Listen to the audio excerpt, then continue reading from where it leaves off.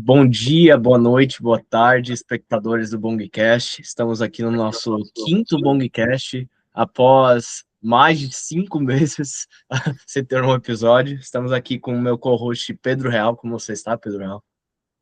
Boa noite, bom dia, boa tarde a todos os nossos telespectadores. Sejam bem-vindos a mais um episódio. Como sempre, já em um momento completamente distinto da vida de cada um dos apresentadores, né? Então, agora diretamente de Milão, na Itália. Sou seu correspondente, Pedro Real, e acredito que hoje a gente vai ter um excelente episódio, cada vez melhor. Sempre um prazer poder sentar aqui e tirar um tempo do dia para falar com você, Tiago. Também, Pedro. Para aqueles que não me conhecem, meu nome é Thiago Abordi, eu estudo aviação aqui no meu último ano também. A gente está num tempo bem diferente da vida, assim. Eu acho que é importante a gente falar desse tempo, como que as coisas mudaram para nós. Por exemplo, eu já estou no meu terceiro e último ano, assim, de aviação. Comecei lá por 23, desde 2022, final de 2022 eu tenho estudado. Então, é uma loucura quão rápido o tempo passa, né? E como esse projeto, que começou há 3, 4 anos atrás, a gente consegue ver a gente começando a universidade, não sabendo nem o que ia acontecer, tá uma loucura nas nossas vidas, e agora a gente está aqui terminando juntos, no quinto episódio, depois de anos, assim, cara, é uma loucura. É isso. Bom, da minha parte, também se apresentou para me apresentar. Meu nome é Pedro Real, sou artista, ilustrador, e eu estudo design. Também estou cursando na Europa, né? E tal qual o Thiago, estou no meu último semestre, então prestes a ser um bacharel formado. E meu último semestre aqui na Europa é em condição de Erasmus. Esse é um programa de mobilidade acadêmica comum na Europa. Então eu saí da minha faculdade em Lisboa e vim fazer o último semestre aqui em Milão, uma turma de estudantes daqui, italianos, turcos, gente do mundo inteiro. E é uma experiência bastante singular, um pouco incomum, que o último semestre, o último mesmo categoricamente, seja feito em condição de Erasmus, porque a maioria das faculdades opta por ter um trabalho de conclusão de curso. Então, se faz o Erasmus no penúltimo semestre e se volta para elaborar uma tese. A minha faculdade não constitui a necessidade de uma tese, então os meus trabalhos acadêmicos eu escrevo ou em outros momentos da faculdade ou por conta, que eu faço pesquisa para minhas pinturas, para o meu trabalho. E então eu vou terminar a faculdade de fora, em Milão, e é uma experiência bastante singular. Como o Thiago falou, a gente não sabia o que ia acontecer, houve bastante crescimento durante o podcast. Claro que ele foi bastante espaçado, né? Mas acredito que ainda assim seja bastante interessante ver essa passagem do tempo. E o que eu digo da minha parte, pelo menos, é que eu acho que um grande motivo pelo qual esse projeto seguiu vivo era porque eu gostava bastante de poder ativamente tirar uma parte do meu dia para reservar algumas horas para poder conversar com o Thiago, que é um grande amigo e que está muito longe. Então, acredito que a intenção por trás do podcast desde o começo foi muito nobre. Então, eu fico bastante orgulhoso de nós que a gente conseguiu levar até agora. Desculpa, Thiago. Bola para ti.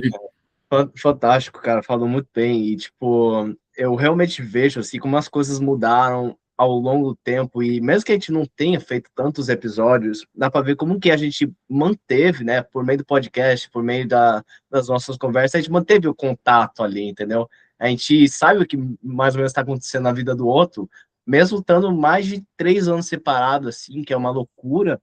Então, você vê como amizade, assim, quando você tem falar a vontade de você continuar a falar com aquela pessoa, você não quiser abandonar ela, continuar aquela relação, a gente está aqui e se mantém, né? Isso eu acho que é muito importante, ainda mais nos dias atuais, com a quantidade de conexões e a facilidade, né, de você ter esse tipo de conversas, né, com pessoas do mundo inteiro. Quão é importante você manter uma amizade que você conheceu anos atrás presencialmente. E isso é algo que eu não fazia antes do ensino médio, antes de eu me mudar para Curitiba, assim, de volta. E eu perdi muitas amizades do tempo que eu morava em Fortaleza, assim. Então, acho que é extremamente importante a gente fazer isso. E mesmo que a gente não faça tanto que a gente deveria fazer, né, e pelo menos tá fazendo nossa realidade aqui, como que funciona, né. Você sabe como a amizade de adulto funciona, né. Você marca, assim, para se encontrar 6 meses depois. "Não, você está liberado para o café dia 15 de julho de 2030?" "Não, tô". E você nem sabe se vai rolar, entendeu. É tipo de coisa. É muito difícil continuar amizades como adulto, ainda mais morando em outros países, mas eu fico muito feliz que a gente tá aqui. Uma pergunta para você, falando do Erasmus, como que foi essa mudança, assim? Eu me lembro que quem estava falando, assim, pessoalmente, né, pelo WhatsApp, como que ia ser a sua mudança. Como que foi a mudança de Portugal para Itália, assim? Foi um processo fácil para você? Então, muito obrigado pela pergunta, Thiago. É uma pergunta interessante. Foi uma grande adaptação, né? Como eu falei, eu tive alguns problemas burocráticos previamente à minha mudança. Uhum, Foi também um curto período de tempo no qual eu tive que mobilizar muita coisa da mudança, porque eu consegui sublocar meu apartamento de Lisboa de última hora. Então, a minha família ia vir até Portugal para me ajudar com algumas coisas da mudança. E acabou que eu tive que fazer sozinho, que em retrospecto foi uma experiência bastante engrandecedora, foi legal, mas é claro que durante eu fiquei bastante estressado. Mas eu tive que mover muita coisa, foi muita correria, mas de certa maneira foi uma oportunidade de refletir todo, né, esse ciclo que eu passei em Lisboa e perceber que quando eu cheguei eu realmente tinha menos noção do que era a vida adulta e como manejar as minhas responsabilidades. E eu acho que isso fica claro até no podcast, se nota que em alguns momentos eu passei dificuldade com algumas naturezas da vida e, inclusive, eu me pego bastante pensando no que você falou sobre como é importante manter as amizades. Infelizmente, algumas realmente a gente não consegue manter. E eu acredito que a gente também se mudou numa fase interessante da vida, que é uma transição para a vida adulta, em que você ratifica algumas amizades, porque quando se é novo, se frequenta a mesma escola todo dia, as amizades são um pouco inevitáveis, e na hora de confirmar essas amizades na vida adulta, a gente se encontrou ausente, então algumas conexões se perdem, né? E foi interessante, porque eu tive que ir, tive que confrontar tudo isso, e agora, estando em Milão, eu estou aqui acompanhado da Nath, né? Mora comigo, minha namorada, para os telespectadores não sabem. E eu já vim conhecendo algumas pessoas, então algumas pessoas que eram da minha faculdade também estão aqui em condição de mobilidade em Milão. legal. Além do fato de que agora eu sinto que eu já estou mais treinado com o músculo de conhecer as novas pessoas da sala, ficar amigo. Então, é singular. E, claro, Milão é um ambiente urbano completamente diferente de Lisboa. Tem suas coisas que eu sinto falta em Lisboa, mas tem muita coisa a oferecer aqui a cidade. E eu estou aqui há mais ou menos um mês, então ainda há descobertas. Uhum. Mas, no geral, é uma adaptação positiva. Gosto do ambiente acadêmico, no qual estou inserido, gosto da minha sala, em termos gerais. E lamento que vai acabar tão cedo. Sinto que já foi o primeiro mês dos 4 que eu vou, de fato, ficar aqui. Uhum. Eu fico até o final de julho e sinto que eu vou sentir falta. Por enquanto, pelo menos, parece que eu vou sentir falta. E para Cara, você, como que é esse fechamento de ciclo aí, de estar se aproximando do fim do curso? Claro que com a faculdade de aviação começam outras responsabilidades e outras permissões. sim, sim. Obrigado aí pela pergunta. Eu acho que a gente está num momento, na verdade, muito similar. Não sei como aconteceu. Eu vou me formar também final de julho, é, comecinho de agosto, primeira semana de agosto, mas as aulas vão terminar no final de julho. E para mim, como você disse, tipo, aviação é algo que ela, diferente da arte, ela não demanda um processo criativo, ela, tipo, ela demanda horas de voo e certificações. Então, mesmo que eu termine meu tempo aqui, vai ser só para conseguir meu bacharelado e me liberar para conseguir virar um piloto profissional nos Estados Unidos com menos horas do que uma pessoa que não fez bacharelado. Essa é a grande diferença. Tipo, o pessoal vem para a educação de pós-graduação, né, de high school, por causa que eles querem diminuir 1.500 horas de voo para 1.000 horas de voo para você se tornar um piloto profissional aqui. A razão de ser tão alta aqui nos Estados Unidos é devido a vários acidentes que tiveram com a aviação geral, que a gente fala. Então, os tec-tecos, os pequenos aviões assim, avião de treinamento, porque tem tanto deles aqui, tiveram vários e vários acidentes anos atrás. Então, em 2014, eles decidiram que, diferente do resto do mundo, que você precisa de 250 horas de voo, você precisa de 1.500. E daí, com isso, eles criaram essa diferença, que as pessoas que fazem bacharelado em aviação, você consegue cancelar 500 horas, para você ter uma vantagem de mercado, assim, para você ser contratado mais novo, ser contratado assim com mais facilidade. Então, depois que eu me graduar, eu entro nessa caminhada em busca das 1.000 horas de voo. Eu me graduo com 250 e com minha licença de piloto comercial. Mas até chegar a minha licença de piloto de linha aérea, que é a última licença que você pode ter, são mais 750 horas de voo. Então, pelo resto do ano e o ano que vem, eu vou estar procurando trabalho como instrutor de voo, que é outra certificação, que você tem que fazer prova de novo, todas essas coisas, para você começar a acumular horas de voo. Porque daí tem a grande diferença. Você não está pagando por elas, você está recebendo por voar. E essa é a grande diferença, porque eu estou em muito dinheiro que eu ainda tenho que pagar para a universidade e é muito caro. É muito caro realmente se tornar piloto. Então, finalmente, tá ali na porta se abrindo, o fim do túnel, para eu finalmente começar a ganhar dinheiro, não perder, é uma sensação maravilhosa. Ao mesmo tempo que é triste sair da universidade, entendeu? Os amigos que eu fiz aqui, as conexões profissionais, as aulas, eu acho que tive uma experiência sem palavras, assim, os tipos de coisa que eu senti, que eu vivenciei aqui em Bowling Green, nos Estados Unidos. Então, acho que similarmente a você, assim, eu acho que teve muito crescimento, teve muito aprendizado nesses últimos anos e eu vou sair da universidade feliz. Queria saber como que o teu processo criativo e tua arte mudou durante esse período, assim. Cara, interessante essa pergunta, muito obrigado. Recentemente, eu tive um momento de realização a respeito de como é que foram essas mudanças, né? Porque eu entrei em contato de novo com a minha professora de artes do nosso ensino médio, a Ju Lázari, Aham. e ela acabou me mostrando alguns trabalhos dos alunos agora que se formaram ano passado, uma Uhum. aluna que está indo para uma faculdade que eu frequentei, numa profissionalização de verão, Aham. e que ela falou que a aluna foi exposta aos meus trabalhos durante o tempo dela no ensino médio, etc. E eu pedi para ver, e eu vi o trabalho dela, comparado com o meu à época, inclusive é mais desenvolvido tecnicamente mesmo, porque depois eu fui olhar os meus trabalhos dessa época e foi gratificante, porque eu percebi que realmente mudou, né? Sim. Claro que seria difícil de eu falar da minha mudança no processo pós início do ensino superior sem falar da exposição que eu pintei prévio à minha ida a Portugal. Eu já tinha feito um semestre de ensino superior no Brasil, só como experiência, bati alguns créditos, mas ainda assim mais como formação. E então eu pintei, né, Paris 68, que é de longe a minha maior exposição, e a disciplina e a estrutura daquele projeto foram, sim, bastante transformadoras.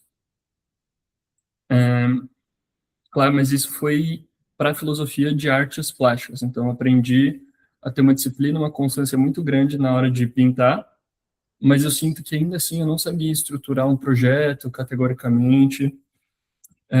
Uma grande mudança foi ano passado, em que eu fiz um projeto do jogo. O Thiago sabe disso, a gente teve bastante comunicação durante esse período.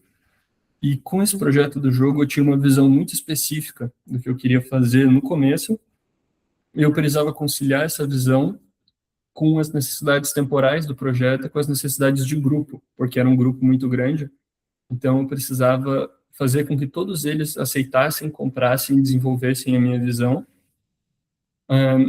na fase de ideação, e que depois, mesmo considerando, né, otimisticamente que eles teriam aceitado, e eles aceitaram, eu precisava criar sistemas para que, mesmo que no momento que eu estivesse ausente, eles pudessem executar algumas coisas conforme a minha visão, que eu achava essencial para a experiência de jogabilidade. Aham. Então, esse projeto foi extremamente interessante, porque eu peguei Google Drive, Notion, plataformas de organizar mesmo, e eu criei uma estrutura muito rígida, e eu senti que a minha criatividade floresceu nesse momento, e houveram muitas possibilidades de explorar muitas facetas do jogo, que eu nunca tinha tido em um projeto antes, e então eu me tornei uma pessoa mais organizada, e eu aprendi a elaborar esses sistemas e essas restrições que, na minha cabeça, não limitam a minha criatividade, expandem, pelo menos atualmente. Eu acredito que não é todo mundo que faz um trabalho criativo, especialmente se a pessoa não faz com uma certa seriedade, faz porque tem prazer de fazer naquele momento. Não precisa se sujeitar a isso. Acredito que para algumas pessoas pode ser bastante limitador, Sim. mas para mim foi bastante transformador. Assim, eu percebo agora, eu faço aula com alunos que estão no segundo ano do bacharel, Uhum. e eles ainda não têm isso, eles ainda não são marcados por todas essas restrições, e ao mesmo tempo que é rejuvenescedor, é refrescante ver as pessoas têm aquela bagunça no computador, abre e faz, ao mesmo Aham. tempo que, claro que isso limita eles de algumas maneiras, também eles são muito criativos, muito proativos, e os trabalhos acabam sendo legais. Às vezes eles são menos eficientes do que eu, mas quando eu vejo o projeto tem uma jovialidade Sim. e me interessa. Então, acho que isso me transformou, eu me tornei mais estruturado. Esse trabalho que está aqui atrás eu elaborei para uma aula de ilustração, e eu fiz ele muito rápido, chamou a atenção dos meus colegas, então me tornei mais eficiente, mais estruturado. E para mim foi positivo, mas ao mesmo tempo eu sinto que é fácil perder essa jovialidade. Sei que na Cara, aviação não tem tanto isso, mas desculpa, pode falar. até que tem um pouquinho desse papo de jovialidade. Acho que para nós a jovialidade seria o interesse em voar e aquilo que a gente chama de da tua compliance, principalmente com checklist. Tipo, durante todos os treinos, assim, ou durante teu processo de treino, assim, de você pegar teus certificados, uma coisa eles tentam enfiar na tua cabeça, que, cara, sempre segue checklist. Tanto checklist de emergência ou de não emergência, padrão, assim. E você, se você não segue, você é chapuletado, assim, pelo teu instrutor e pela administração. Então, eu acho que a jovialidade que a gente discute na aviação, assim, ela se relaciona a você, quanto você sabe, assim, da operação do avião e quanto isso é da sua memória e quanto isso é da tua checklist. É meio difícil de explicar, mas, por exemplo, se você é um capitão muito tempo, você voa aquele mesmo tipo de avião há 20 anos, você está totalmente tendenciando a só seguir os procedimentos que você sabe por cabeça, porque você não precisa da checklist, porque você faz tantas vezes aquilo que já está na tua cabeça. E você perdeu tua jovialidade de ter que seguir as checklists.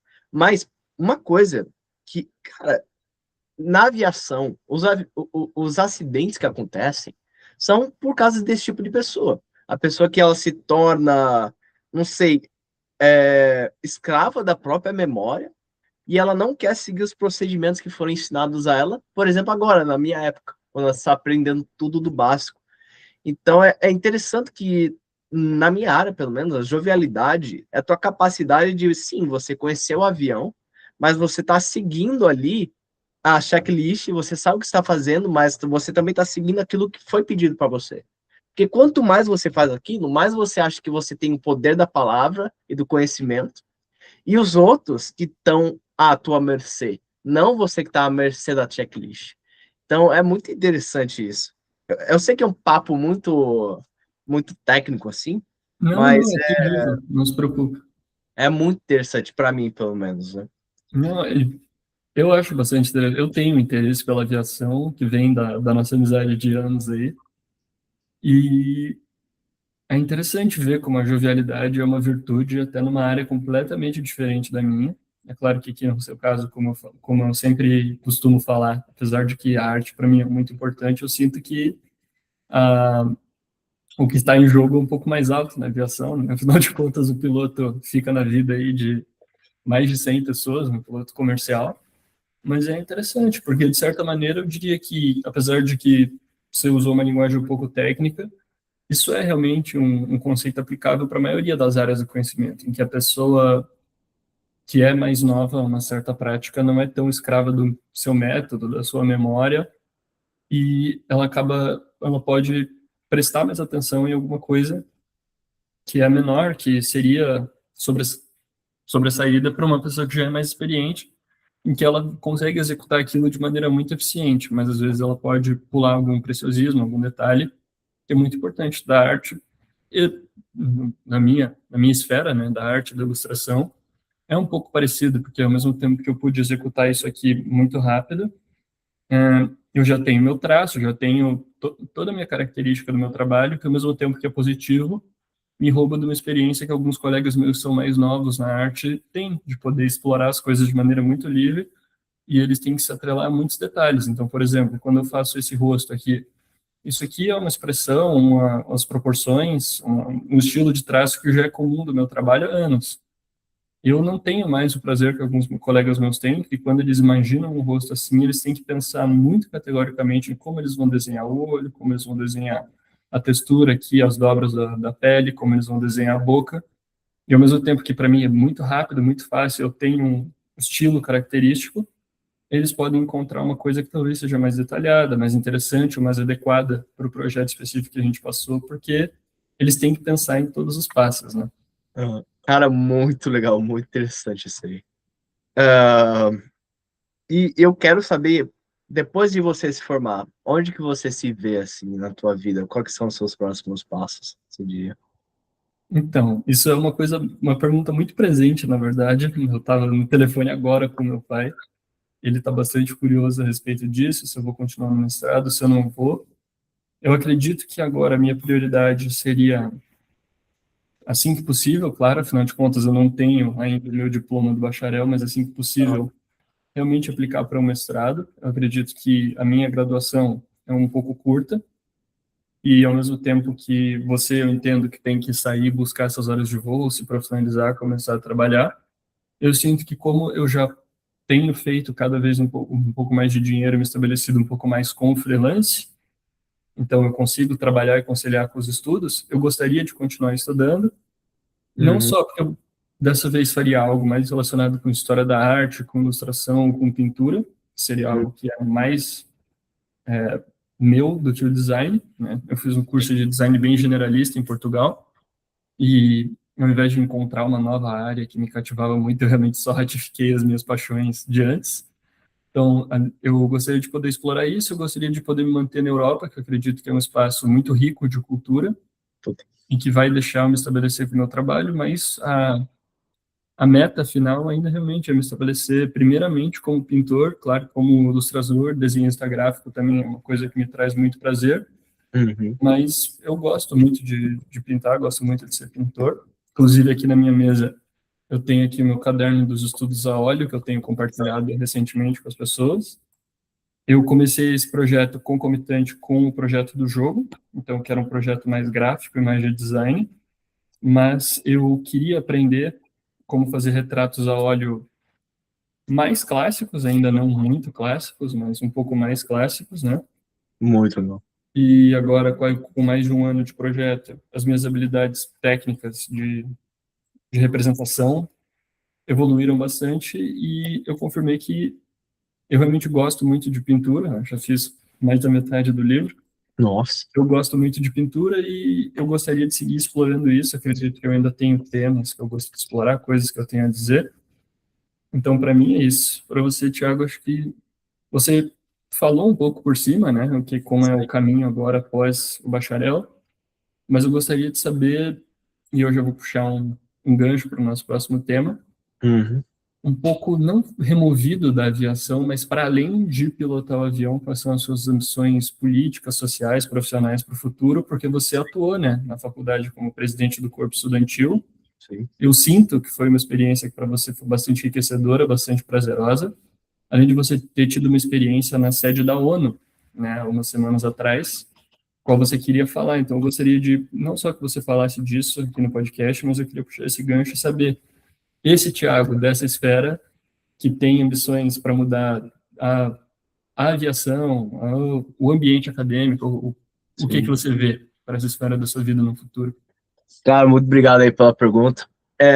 E para aqueles que não sabem, né, como o Real disse, eu fui presidente do corpo estudantil aqui na minha universidade, em Bowling Green, estado de Ohio, pequeniníssima universidade, 22 mil estudantes, mas mesmo assim é um trabalho você representar 15 mil estudantes que estão aqui para um bacharel. Então, com essa experiência, eu acho que foi a experiência mais interessante, mais única que eu já tive na minha vida até agora. Eu literalmente, eu tive a oportunidade de estar em lugares que eu nunca poderia estar. Estar sentado, por exemplo, aquilo que a gente chama de Board of Trustees, que são vamos dizer, um cúmulo de presidentes da universidade. Em vez de ter um só presidente, uma pessoa, um reitor que manda na universidade, a gente tem 12 reitores que mandam no presidente, que é muito interessante. E nenhum estudante, tirando eu e a menina, tem uma menina, uma guria que representa, ela também é um dos presidentes, né? Mas tirando nós dois, a gente somos as únicas pessoas que estavam sentadas naquele lugar da nossa idade e representando os estudantes. Então é extremamente interessante você ver como que a universidade, ela também é uma business, né? Ela também é um mercado. Eles precisam fazer dinheiro, principalmente aqui nos Estados Unidos. Aqui nos Estados Unidos, você tem que pagar para ir para a universidade pública. Eu não entendo isso, mas é assim que funciona, tristemente. Então, até numa universidade pública, no meu caso, eles têm que ganhar renda para pagar aquilo que eles têm, a infraestrutura, a água, a internet, tudo isso. Então é muito legal você estar num espaço que você tem a voz e, vamos dizer, um poder parcial de criar coisas novas, de entender como a universidade funciona e de como criar um impacto por realmente paixão aquilo que está acontecendo na sua vida. Então, por exemplo, durante meus 2 primeiros anos aqui, eu tinha muita dificuldade em achar moradia dentro da universidade durante períodos transicionais. Então, aqui nos Estados Unidos, você normalmente tem um spring semester, no começo do ano, daí você tem uma transição de um mês, um summer semester, outra transição de um mês, e o fall semester. E eu, como estudante de aviação, eu sempre preferia ficar aqui na universidade durante todos esses períodos transicionais para continuar a voar, né, acumular horas de voo.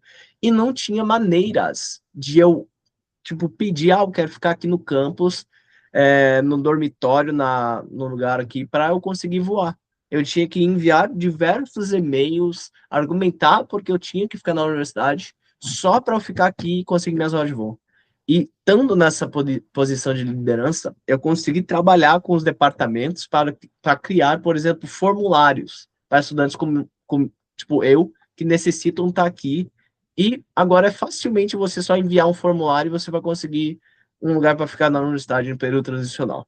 Então, tipo, esse tipo de coisa que eu acho que me levou uma paixão a realmente como que eu posso mudar a aviação e o transporte público no futuro. Eu acho que minha maior paixão realmente é o transporte. Transporte, isso sendo aviação, ônibus, trens, carros não tanto, mas tipo, tudo que é transporte público, assim, eu sou muito apaixonado. E com essa experiência de liderança, eu pensei, pô, imagina daqui a uns 15, 20 anos, depois que eu acumulei, tipo, um tempo como piloto, e eu sei como que o piloto que dentro do mercado de aviação é um dos menores níveis que você pode ter, né? Você tem milhares de outros pilotos, tem várias outras pessoas também voando no mesmo cargo que você. Mas quando você sai da posição de piloto e você tenta crescer na empresa ou crescer na política, você começa a ver realmente como que você pode melhorar esse tipo de coisa. Então, eu acho que uma decisão pessoal que eu tive, depois dessa experiência esse último ano, é que depois de 15, 20 anos sendo piloto, eu realmente quero ou entrar para a política americana, ou tentar entrar para a FAA, que é a ANAC dos Estados Unidos, para aqueles que não sabem, para realmente criar novas leis, renovar leis, desculpe, mas realmente ver maneiras que a gente pode melhorar o sistema de aviação e no futuro, até no DOT, o Departamento de Transportes daqui dos Estados Unidos, como que eu posso melhorar o transporte público? Por exemplo, criar uma malha de trens no país, conectar a América Latina com os Estados Unidos, mesma coisa com o Canadá, fazer a aviação ser algo que todos podem ter, todos podem viajar, mesma coisa com ônibus, trens, qualquer coisa. Então, acho que isso é realmente uma paixão que se despertou em mim. Eu acho que eu consigo fazer mais impacto na minha vida do que só ser um piloto. E eu não quero diminuir os pilotos. É muito difícil a quantidade de treino, de conhecimento que você tem que ter para chegar lá. Mas no mundo político, no mundo de impacto de leis e tal, você não consegue ter muito uma voz como piloto. Então, acho que eu tenho a capacidade, eu também tenho a vontade de ter essa voz e representar, né, as pessoas que trabalham dentro da indústria de transportes e realmente melhorar esse quesito. E junto com isso, né, eu acho que também a experiência que eu tive na ONU, 2 semanas atrás, eu fui para Nova York para uma conferência de Nações Unidas modelo, que você treina, né, como funciona a ONU na vida real, e no final você entra, né, no Comitê Geral da ONU, e isso foi também uma experiência extremamente fantástica, que eu nunca tinha feito isso na minha vida. Eu tive uma decisão no começo desse ano para se registrar para essa aula, uma aula adicional aqui, eletiva da universidade. E eu fiquei muito feliz que eu consegui fazer essa aula, porque foi uma experiência extremamente incrível. Eu, as coisas aconteceram durante o evento e eu cheguei a ser um líder de resolução, que a gente fala, de uma coalição de mais de 70 países. E eu nunca imaginava que eu iria ter a capacidade de trabalhar com pessoas do mundo inteiro. Realmente tinha pessoas da Hungria, do continente africano, do continente asiático, e da Europa inteira, e também a América Latina junto comigo naquele grupo e ver como que eu tive a capacidade de escutar a opinião de cada um, entender o que o país, né, de cada um queria e também ter a coragem de agir com uma liderança dentro de um grupo de mais de 70 pessoas e conseguir impor também a opinião do meu país e a minha opinião como indivíduo, né? E por causa dessa experiência, eu ganhei um prêmio de melhor delegação junto com outras 15 delegações na conferência. Então, acho que foi algo extremamente é, imprecedente. Eu não sei como aconteceu, como tudo que rolou lá rolou. Eu sei que só aconteceu e eu aprendi muito como escutar as pessoas de outros lugares e realmente eu acho que despertou ainda mais a paixão de representatividade. Eu quero representar minha comunidade e, no meu caso, minha comunidade vai ser a comunidade dos transportes, né? Ok, bom. Primeiramente, parabéns pelo prêmio. Eu também não estava ciente de todo o escopo de como foi a premiação, então gostaria de desejar aqui meus parabéns pela premiação de melhor delegação. Obrigado. Uma experiência bastante interessante. Eu sempre tive interesse no debate. O que aconteceu foi que, quando o nosso clube de debate da nossa escola se tornou um modelo Nações Unidas, eu fiz por mais 2 anos, acabei tendo que me remover por questões de horário do clube, né? Mas eu tinha bastante interesse. Admito que eu tinha mais interesse pelo debate acadêmico, pelo debate competitivo acadêmico, do que eu tinha pelo modelo Nações Unidas. Acredito que isso seja porque eu sou uma pessoa um pouco mais combativa, um pouco mais opinionada, né, o que informa um pouco do meu trabalho, um pouco da minha postura. Mas eu tenho muito respeito pelo modelo Nações Unidas, pela experiência, pelo seu anseio também de ocupar posições na política, representar a sua comunidade, fomentar mudanças positivas. Isso é algo que eu acho muito nobre, acho muito bacana que você pode trazer isso para o podcast e enriquecer o nosso debate. Eu acho que eu gostaria agora, como você foi muito eloquente, falou muito bem a respeito disso, gostaria de puxar para um próximo tema. Como eu falei aqui rapidamente, o meu interesse era um pouco mais para o debate acadêmico competitivo, e eu acho que isso vem um pouco da minha natureza, Thiago. E eu falei, né, na nossa interna, antes da gravação, que eu gostaria de debater o conceito de autoridade, respeito à autoridade, porque eu tive uma reflexão interessante também, que foi oriunda agora da minha faculdade nova. Eu sinto que, no começo da minha experiência acadêmica em Portugal, eu fui marcado com alguns professores que não eram muito gentis comigo e concomitante com algumas experiências que eu tive com burocracia em Portugal. Eu sinto que eu associei a figura da pessoa portuguesa mais velha por muito tempo com uma autoridade que era mais opressiva, ao invés de conseguir me conectar com essas figuras, eu me fechava ou era mais combativo. Uhum. E isso foi algo que eu consegui trabalhar no fim. Não tenho nada negativo a falar a respeito de ninguém que eu conheci em Portugal. Fui muito bem recebido lá, a maior parte do tempo, mas aqui eu tive uma experiência com um docente que me dá aula hoje, na quinta-feira, que me dá aula de gráficos experimentais.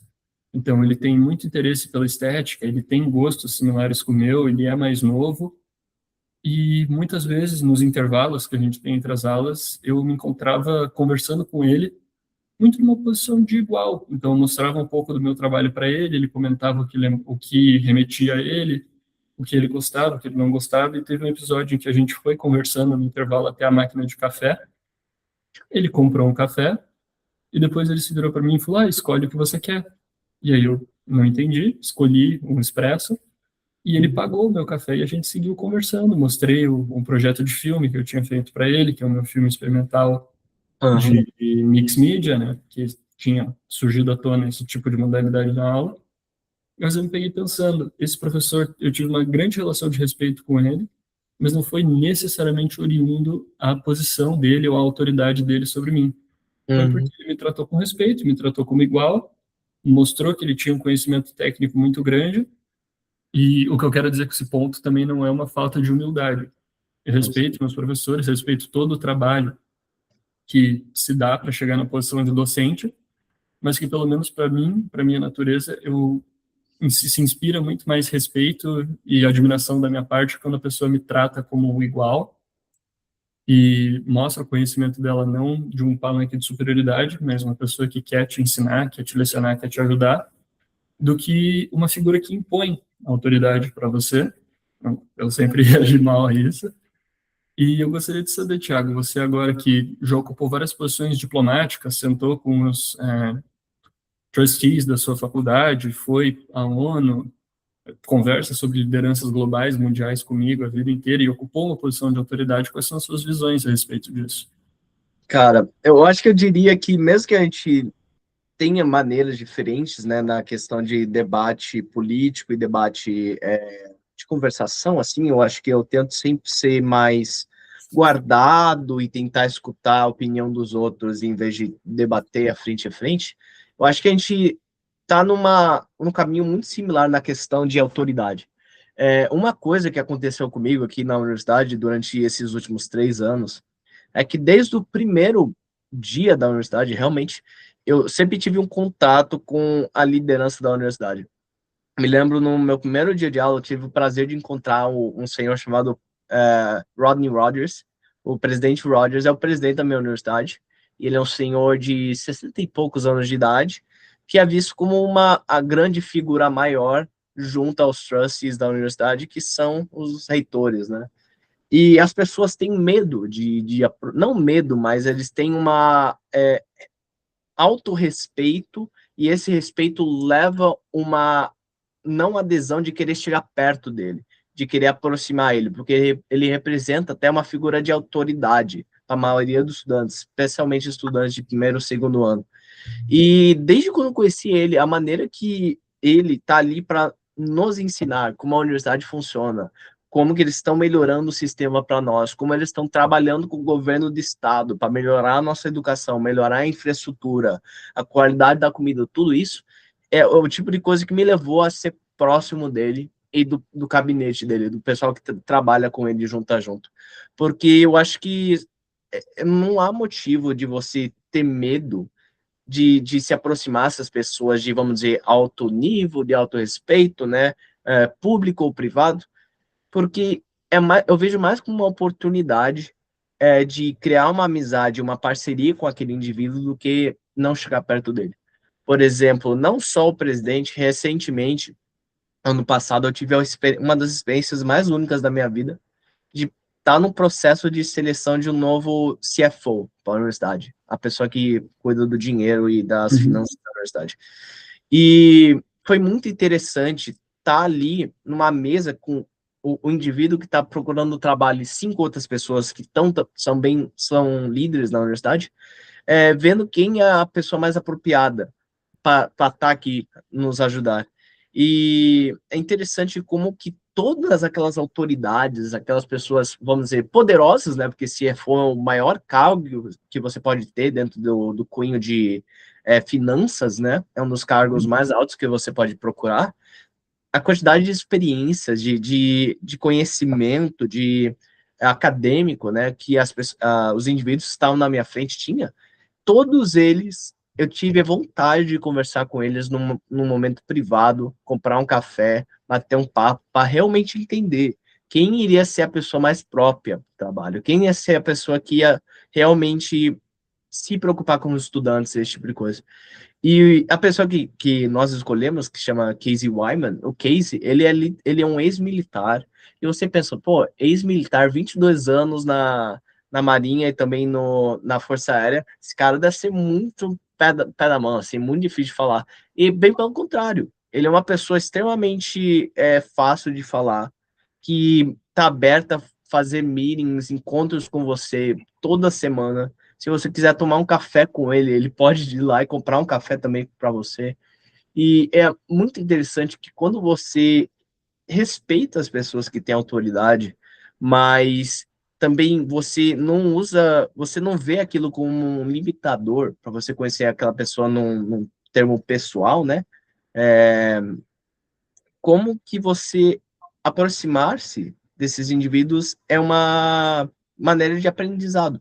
Como você consegue aprender muito mais coisas do que se você não falasse com aquela pessoa. Eu acho que, tipo, antes de eu passar para você, o meu último exemplo disso é muito engraçado isso. Mas recentemente eu conversei com o Carlos Bolsonaro.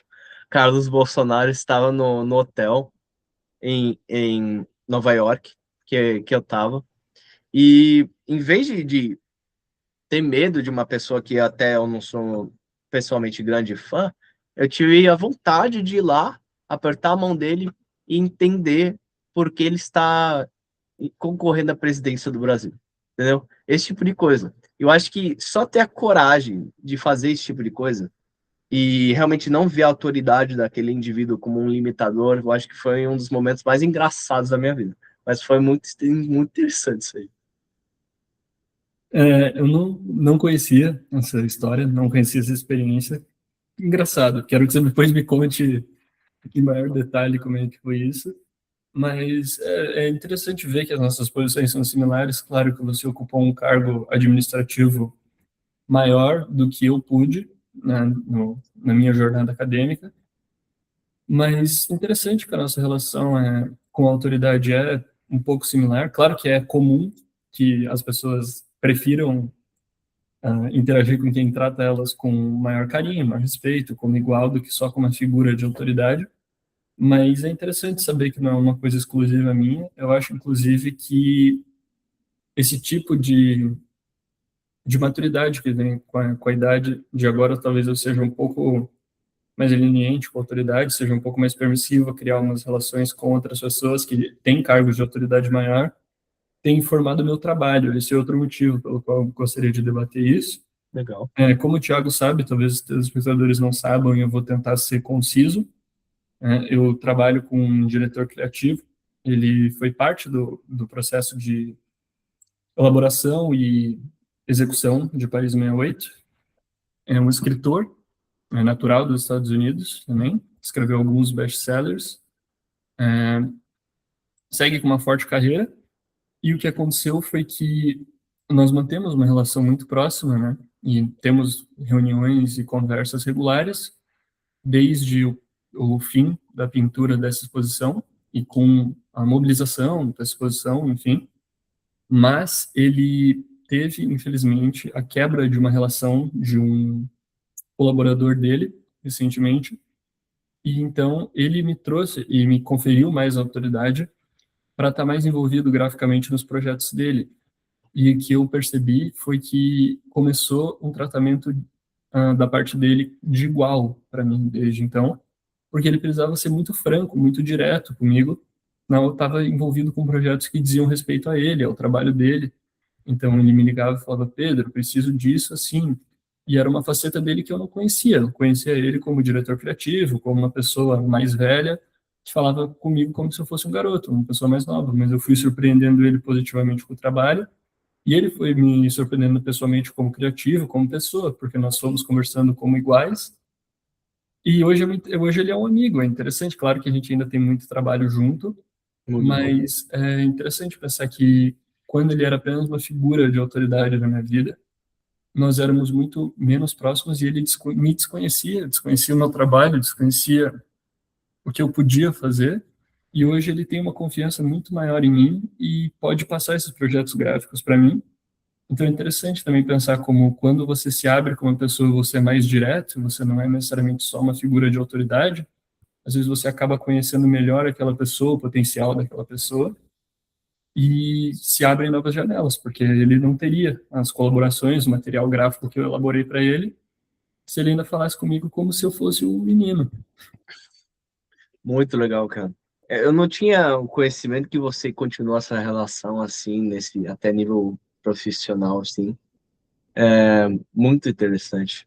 Eu É, acho que infelizmente, eu não posso falar de todas as colaborações, mas em breve, se Deus quiser, vão ter mais coisas publicamente listadas. pô, Mas sim, houve uma proximidade desde aquela época. que legal, velho. Eu acho que para tipo, terminar esse papo sobre autoridade, eu acho que o que realmente mudou a minha visão sobre a autoridade foi ser uma autoridade eu mesmo. Mesmo que eu não fui uma autoridade de alto nível, não sei, não é um emprego, não é algo do tipo, eu estava em autoria de 40 outros indivíduos que trabalhavam comigo por um ano no governo estudantil, e era muito interessante ver como, principalmente os novatos, eles tinham medo realmente de me aproximar, perguntar uma pergunta para mim e tirar dúvidas, mesmo que eu sendo um indivíduo que tem 3 anos de diferença deles, que está aqui também estudando, que tá vários amigos assim da idade deles. Então, tipo, é muito interessante você ver como eu tive que me mudar, ser proativo sobre minha posição, para ir lá falar com eles, se apresentar como amigo, como uma pessoa que está lá para suportar eles, em vez de estar lá como uma figura de autoridade. Tá lá para pedir coisa, só para pedir coisa, ou só para pedir performance deles, entendeu? Eu acho que combinar você saber pedir as coisas e ter expectativas sobre aquele o teu grupo de amigos, assim, mas ao mesmo tempo você ser alguém aproximável, alguém respeitável, que entende a vida daquela outra pessoa, né? E foi um processo, assim, muito interessante para mim, aprender como isso funciona, e mesmo que seja algo de só um ano, hoje, literalmente, é o dia que eu vou perder minha função, daqui a 3 horas vou transferir para a nova presidenta, que ganhou as eleições recentemente, essa semana. Então, é perfeito até a gente estar aqui falando sobre isso agora, porque é o dia que fecha a minha jornada como liderança e agora eu vou ser só um estudante normal. Nem posso estar no governo estudantil mais, porque estou no meu último semestre.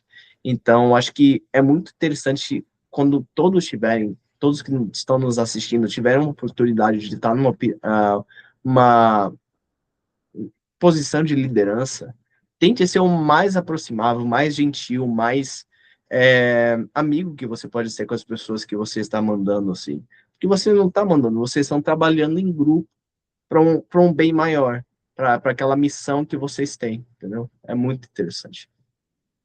Bom, primeiramente, gostaria de estender aqui publicamente no podcast meus parabéns pela sua jornada como presidente. Eu tive o prazer de acompanhar semi de perto, né, que foi É, comunicações digitais, mas eu conheço muito bem as suas virtudes, a sua entrega ao cargo, a sua bondade e, enfim, seu anseio genuíno de ajudar o ambiente acadêmico. Eu tenho certeza que a tua faculdade, no período da tua presidência, estava em boas mãos. obrigado. Então, de certa forma, lamento que você tenha que passar hoje, né, o Bastão. poder, de certa maneira, é bom também, que vai haver uma boa transição de poder, claro, precisa da democracia, também no ambiente acadêmico, que Uhum. você possa concluir o seu curso 100% focado agora nas suas necessidades, que eu te conheço, sei que você é uma pessoa que se entregou muito ao cargo e serviu muito bem o seu cargo, mas agora é bom você também poder Relaxar um dar um pouco. tempo em você. Gosto muito quando os nossos episódios têm uma mensagem no fim, por assim dizer. Então, gostei bastante aí da lição, que é bastante tangível para as pessoas, de quando você tem uma posição de liderança a respeito de outra pessoa, tente trabalhar em conjunto com ela, não necessariamente exercer essa autoridade à força, tá? Fico feliz.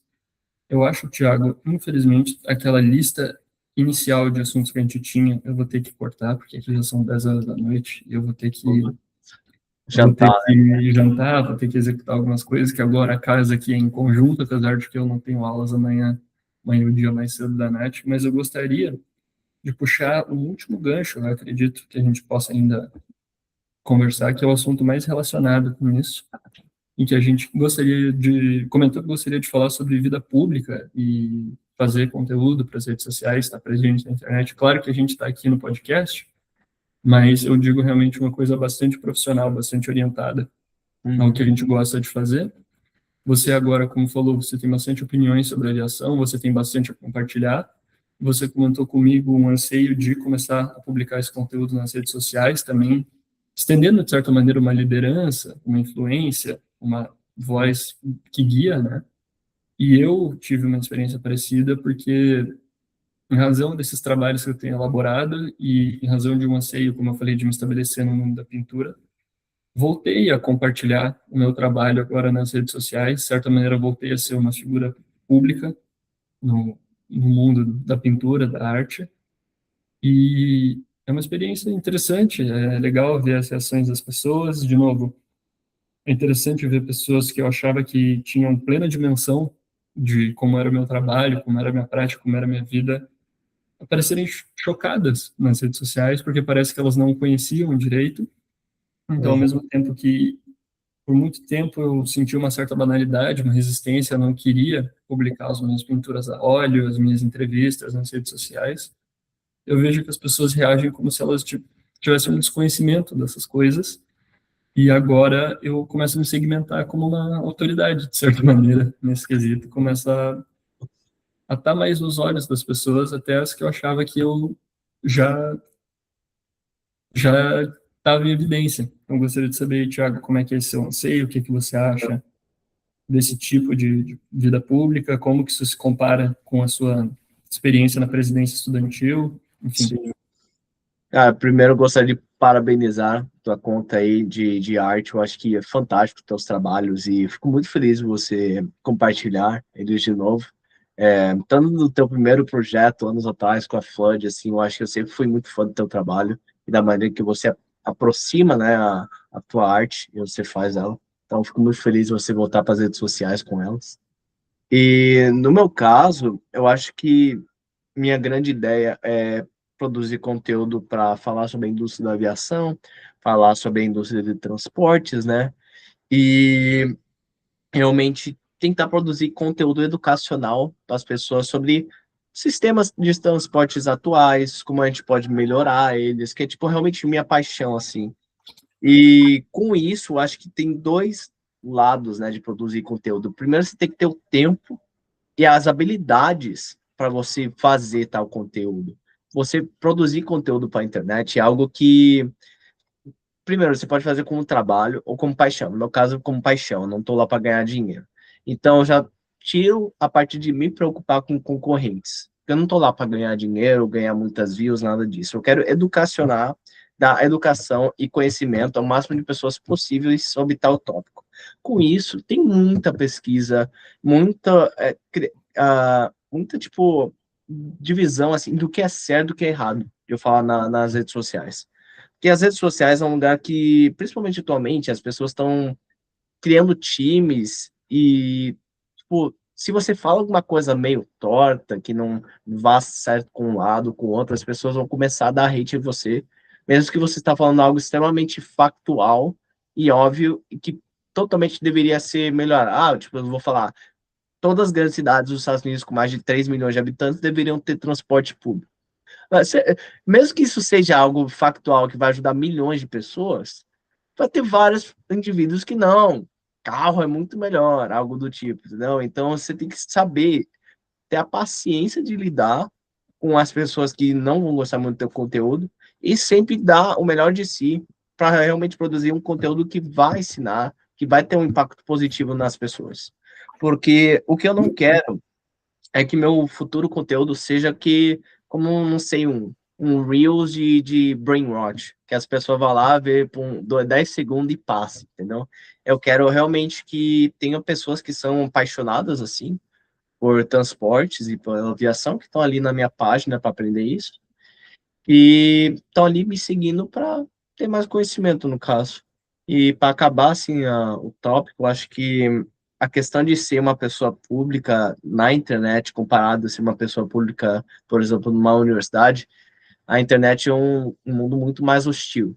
Você está muito, como pessoa pública, você está em vista de milhões de pessoas que têm a possibilidade de te ver, se o algoritmo decidir que teu conteúdo tem que estourar, e se isso acontecer qualquer dia, você tem que estar preparado em receber 500 e-mails, críticas, pessoas te apoiando. Como que você vai lidar com a vida pública, né? As consequências de você fazer conteúdo público. Já na universidade, são muito menos pessoas, né? O escopo é muito menor. As pessoas que te conhecem são os alunos ali que você está para tipo, ajudar eles de diversas maneiras. Eu diria que é um lugar muito mais supportive, assim, as pessoas estão muito mais falando, oi, como você tá? Tudo bem? Muito legal isso que você fez, tal. Não tem muita crítica, entendeu? E as críticas que você recebe são construtivas, diferente da mídia social, assim. Então, acho que essa é a grande diferença. O que você pensa sobre isso, El? Gostei, achei a tua fala bastante eloquente. Acredito que muito do que você falou, mesmo sendo distinto na minha prática, é aplicável. A primeira coisa que você falou é que existe um forte tribalismo, opiniões, né, fortes, e que mesmo que você fale algo factual, pode ser distorcido. Nós tínhamos uma pequena anedota sobre a sociedade pós-verdade para ser falada no episódio de hoje, então fico feliz que tenha aparecido naturalmente, que a gente possa ter comentado como isso, de certa forma, limita a nossa possibilidade de comunicação na rede social. Eu acredito que as nossas necessidades, talvez ambições, sejam um pouco diferentes, porque, como você falou, você não tem tanto uma necessidade de abranger um público maior ou de competir com outras pessoas, enquanto eu, como quero, né, conquistar uma certa publicidade para com o meu trabalho, tenho, lamentavelmente, que me preocupar com esse tipo de coisa, com a maçã uma grande audiência. Mas o que eu digo da minha experiência é algo que eu falava na época da Flood, interessante até você ter falado dessa época, em que eu fazia vídeos, né, para o projeto.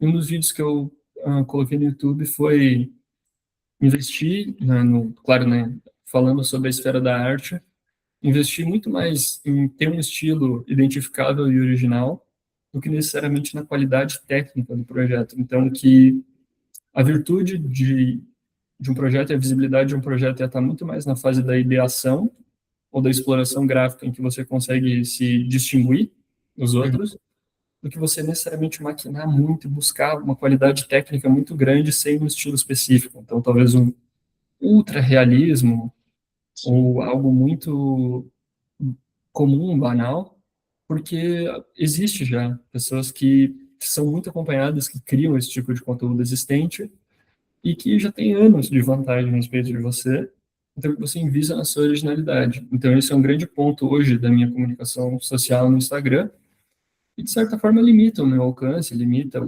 quantidade de pessoas. Eu, por exemplo, eu tenho uma certa recusa com usar áudios que não são de músicas que eu escutaria, os áudios que estão em alta. Às vezes eu escuto, claro, porque impulsionaria o conteúdo, mas se eu não Uhum. consigo conciliar o que está em alta com algo que é audível para mim, por exemplo, eu não posto, e eu tenho uma forte crença de que, apesar de que é um pouco menos constante, um pouco mais devagar, o fato de que eu estou fazendo um grande investimento na minha originalidade, na minha identidade dentro da comunicação social a longo prazo vai ser muito positivo, porque as pessoas vão poder se imergir num universo que é muito mais meu e que Uhum. elas não poderiam ver em outra página. Eu acredito que, apesar de que isso pode afastar muita gente no primeiro momento, também vai causar muita adesão para as pessoas. Eu gosto muito de ouvir, mesmo de você, aliás, muito obrigado, dos meus amigos, falando assim, eu sou fã do seu trabalho. Eu acho que isso só é possível quando se tem uma identidade muito característica. Eu Sim. acho que eu posso gostar muito do trabalho de algumas pessoas que eu acompanho, mas eu não sei se eu posso ser fã dessas pessoas. Eu acredito que ser fã é uma coisa de identitarismo. Sim. Então, você tem que ter uma diferenciação na criação daquela pessoa para você poder se imergir dos pés à cabeça naquilo e se tornar um fã. Existe um certo Uhum. pertencimento que só é possível quando se é diferente. Aham. Então, é legal, de certa maneira, apesar de que a gente tem necessidades diferentes com as páginas, a gente fala que a gente tem a nossa verdade, a nossa originalidade, que a gente quer se ater muito a ela na criação. Acho curioso. Só para fechar, naquilo que você está falando de fã, me lembrou um meme que eu vi. Essa é a diferença de um fã para um fanboy. Que realmente gosta, sim, que é muito fã, é fanboy. Mas, eu não sei porque eu mencionei isso, assim, eu só me lembrei do negócio. Cara, então, muito obrigado pela conversa. Acho que foi muito produtivo, dado o tempo que a gente esteve aqui. Se possível, vamos marcar para a semana que vem, de novo. Possível, possível. Temos que continuar esse trabalho nosso, que eu acho que é muito importante. Criar podcasts que realmente estão aqui para papo cabeça, entendeu? Para algo que realmente que importa, que não é para, não sei, algo banal, assim. Então, muito obrigado por assistir. Se você quiser falar alguma coisa antes de fecharmos aqui, Thiago, sempre um prazer ter a oportunidade de falar com você. Sempre muito bom rever um velho amigo, poder conversar de coisas que nos importam. Muito obrigado a todo mundo que nos assistiu até agora. Muito obrigado a todo mundo que nos assiste, apesar da inconsistência de formato. Thiago, você tem aqui gravado o meu compromisso de que a gente vai gravar um episódio semana que vem também. Muito obrigado por assistirem. Deixem um gostei, compartilhem o vídeo, se inscrevam no canal, caso vocês gostem desse tipo de conteúdo, vocês queiram continuar assistindo os episódios subsequentes. Esperem esse tipo de conversa. Se vocês quiserem sugerir um tema, vocês sabem como. Então é isso. Muito obrigado, pessoal. muito obrigado, tudo de bom.